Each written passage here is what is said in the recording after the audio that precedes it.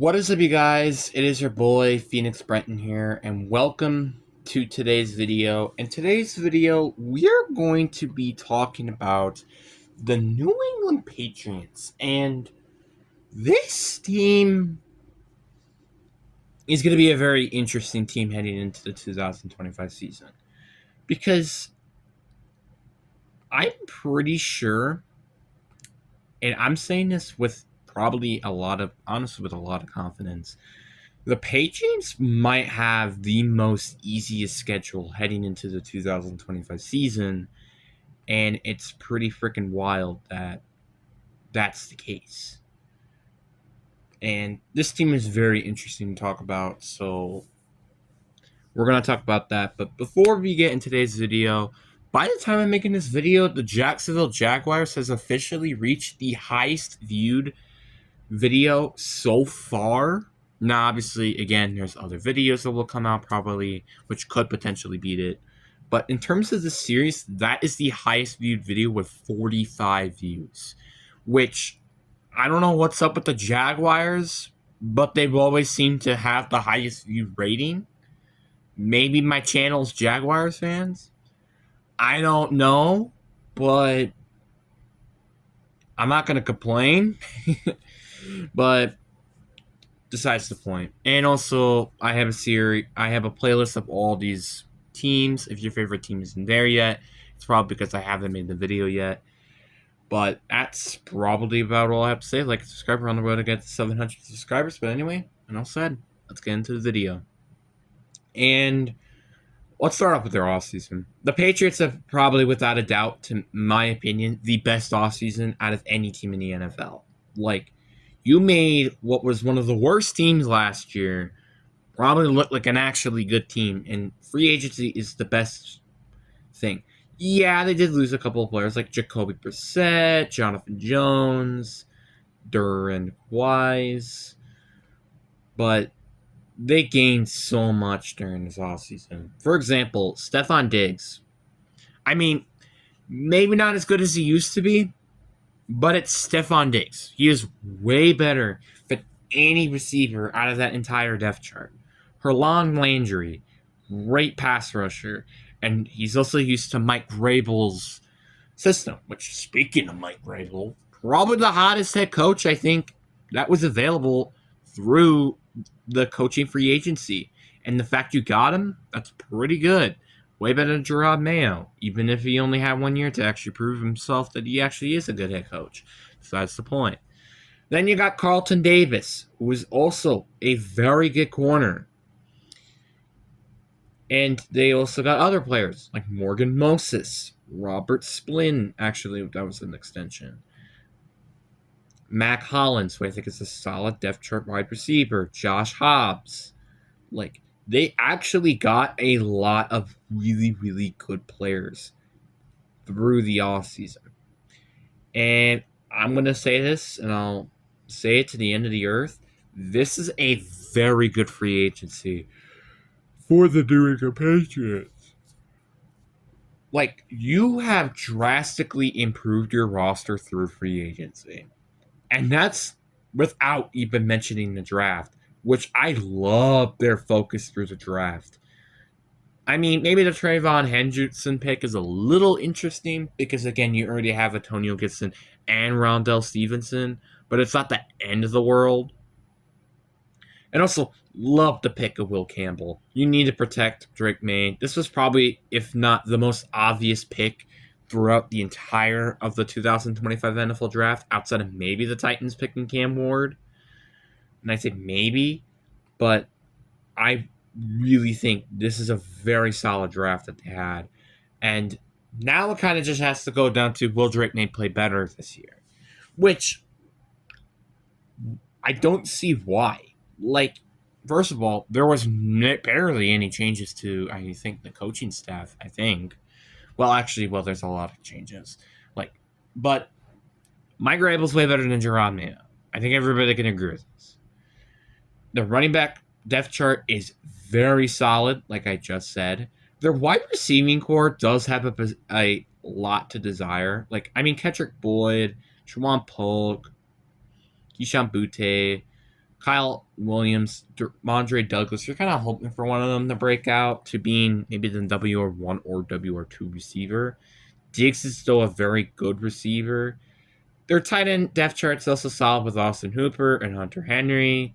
Their offensive line is way better than it was last year. Now introducing Will Campbell and Morgan Moses to the offensive line. And then their defense, which is a very good unit, and especially in their secondary. I love their secondary. You have Carlton Davis, Christian Gonzalez, Ron Peppers, and Kyle Dougler. All very good players. And if Christian Gonzalez could stay healthy, this is probably one of the best secondaries in the league. You can fight me on that. Marcus Jones, solid CB3 in my opinion. Maybe could improve, but that's about it. And their front seven is nothing to scoff at either. Also, I forgot they signed in Milton Williams, who is a very big addition to this defensive line. Maybe a bit of an overpay, but it's still a very good addition regardless. You still have Christian Barmore in that front three. And in your edge rushers, you have Herlon Landry, Keon White, potentially Kayvon Chason if he could break out this year. Christian Ellis or Robert Spinn, maybe you could use a little bit better at the linebacker core. So you're kind of hoping for one of these other guys to step up, like Javon Tella or Jack Gibbons or Mari Mapu. One of those players, you're kind of hoping for them to step up. But this is a very good team. And like I said, I think the difference of the coaching hire is going to make a huge difference with this team. I don't think that's a question. I think this is just my personal opinion. And the Patriots also just like in general, in terms of their schedule, and I said this before, I'm pretty sure they have probably the most easiest schedule in the league. Like, yes, you have to go against the Bills twice a week, but like outside of like, let's just not include any teams in their division. This is what they have. They have the Raiders at home, which is very manageable week one game. Then you have the Steelers at home, which you normally beat every year. You have the Panthers at home, very manageable team. Then you have the Saints on the road, very manageable team. The Titans on the road, which could be a little bit of a tricky game, but still manageable. You have the Browns at home. You have the Falcons at home. Then you have the Bucks on the road, which is probably your toughest game that isn't in your division. And then you have the Bengals on the road, which I think is much more manageable than the Bucks. Then you have the Giants at home. Then you have the Baltimore on the road. Okay, never mind. That's probably the hardest game you're going to have that isn't in your division. Then you have the Jets on the road, and then you have, the Dolphins at home. This is just such an easy schedule. In my opinion, probably the easiest schedule in the league.